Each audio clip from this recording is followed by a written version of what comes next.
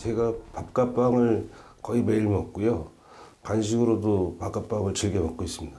평소에 음식 먹는 게 욕심은 별로 없었는데 결과가 어떻게 나올지 궁금하긴 하네요. 바로 이 다리만 살펴봐도 탄수화물 중독 여부를 알 수가 있는데요.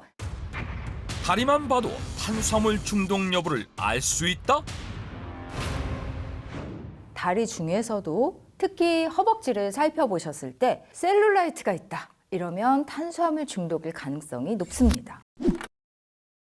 탄수화물 중독의 주범 하면 빵, 과자, 면 이렇게 정제된 탄수화물인데요. 이 정제된 탄수화물은 빠르게 소화가 돼서 소장에 흡수되기 때문에 단숨에 혈당 수치를 올려서 단 음식이 계속해서 당기는 증상을 말합니다. 단 음식을 먹고 인슐린 농도가 높아지고 이로 인해 또다시 단 음식을 찾는 일련의 과정이 반복되다 보면 결국 탄수화물에 중독되는 거죠. 아, 무섭네요. 탄수화물을 먹으면 도파민이라는 호르몬이 분비되면서 행복감과 만족감을 주게 하는데요. 이것은 마약이나 알코올 중독자들이 쾌감을 느끼는 호르몬 구조와 동일합니다. 실제로 음식 중독이나 탄수화물 중독이 있는 사람의 뇌와 마약 중독자의 뇌가 같다는 충격적인 연구 결과도 있었으니까요. 탄수화물을 섭취하면 쾌감을 주는 호르몬이 분비되는데 이런 자극을 뇌가 계속 원하게 되면서 탄수화물에 중독되고 결국 마약 중독자의 뇌와 같게 된다는 충격적인 이야기. 알고 있지만 끊을 수 없는 유혹, 탄수화물. 왜 중독이 되고 중독되면 끊기 어려운지 실험을 통해 알아보기로 했다. 탄수화물, 단백질, 그리고 지방, 각 영양소를 대표하는 식재료를 동일한 열량으로 섭취한 후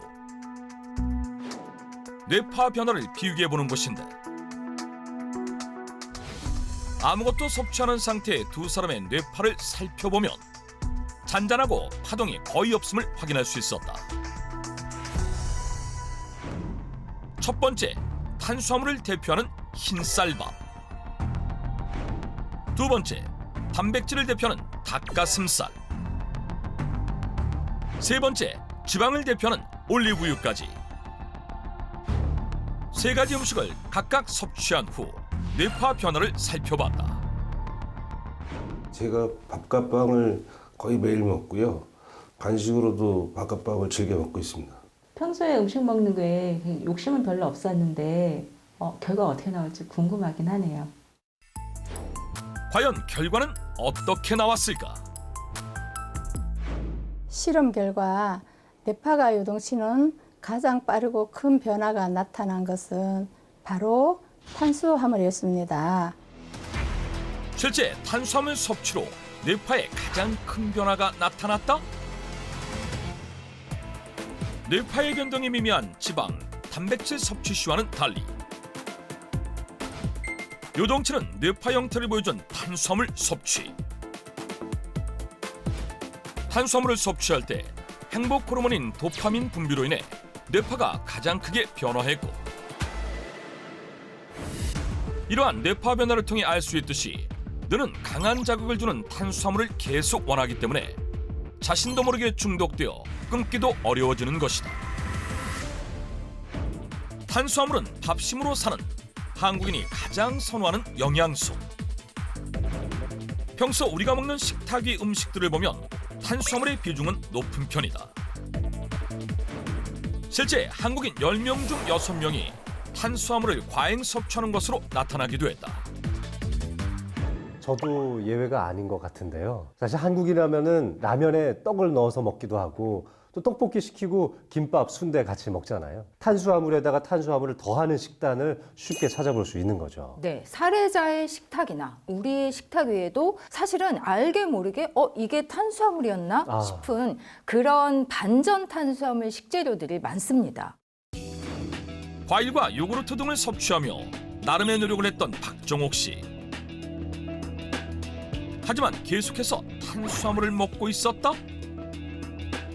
그녀가 하루 동안 챙겨 먹었던 7가지 식재료. 햄, 떡, 빵, 어묵, 고추장, 오렌지, 요구르트 중 탄수화물이 포함된 식재료는 무엇일까? 떡하고 빵하고 빵하고 떡에 들어가 있고 네. 빵도 좀 들어가 있고 아, 네. 떡이랑 빵 그리고 어묵 탄수화물은 한 3개 정도 된 것 같아요. 대부분의 시민들이 두세 개를 탄수화물 포함식 재료라고 뽑은 상황. 그렇다면 정답은 무엇일까? 바로 정답은 7가지 전부입니다. 7가지 모두 탄수화물이다? 우선 대표적으로 뭐 떡이나 빵은 탄수화물 중에서도 거의 대명사급이죠. 네. 아주 순수한 탄수화물이다 보니까 혈당 수치가 매우 빠르게 올라가고요. 이외에도 햄은 주 원료가 고기지만 이 모양이나 보존, 색깔을 위해서 들어가는 첨가물들이 또 탄수화물이죠. 네. 그리고 고추장이나 어묵 하면은 우리가 뭐 여러 가지 재료들 생각하지만 사실 주 원료는 쌀가루와 밀가루거든요. 그리고 뭐 과일이나 요구르트, 몸에 나쁜 음식은 아니에요. 그런데 역시 주성분은 탄수화물입니다. 우리가 먹는 거의 모든 식품에 탄수화물이 포함되어 있다는 것. 그만큼 우리는 일상에서 탄수화물에 빈번히 노출되고 쉽게 중독되며 이렇게 체내에 축적된 탄수화물은 중성지방 형태로 변형돼 간이나 복부 등에 저장되는데 당뇨, 지방간, 고지혈증 등 각종 심각한 성인병을 일으킬 수 있다고 한다. 여러 탄수화물 중독 체크리스트들이 있긴 하지만 한눈에 잘 들어오지는 않잖아요. 자, 그런데 한눈에 알아볼 수 있는 방법이 있다고 합니다. 네, 있습니다. 바로 이 다리만 살펴봐도 탄수화물 중독 여부를 알 수가 있는데요. 다리만 봐도 탄수화물 중독 여부를 알 수 있다? 다리 중에서도 특히 허벅지를 살펴보셨을 때 셀룰라이트가 있다. 이러면 탄수화물 중독일 가능성이 높습니다.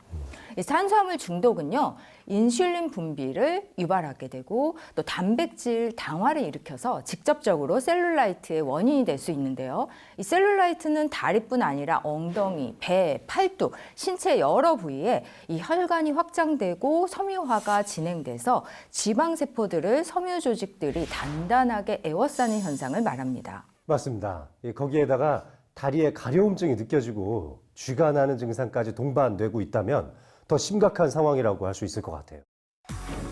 탄수화물 중독을 한눈에 판독할 수 있는 진단 표식 셀룰라이트.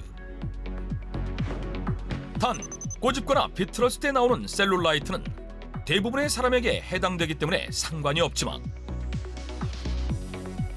다리를 비롯한 엉덩이, 배 부분에 셀룰라이트가 바로 보이거나 그 정도가 심할수록 탄수화물 중독이 심한 상태라고 할 수 있다.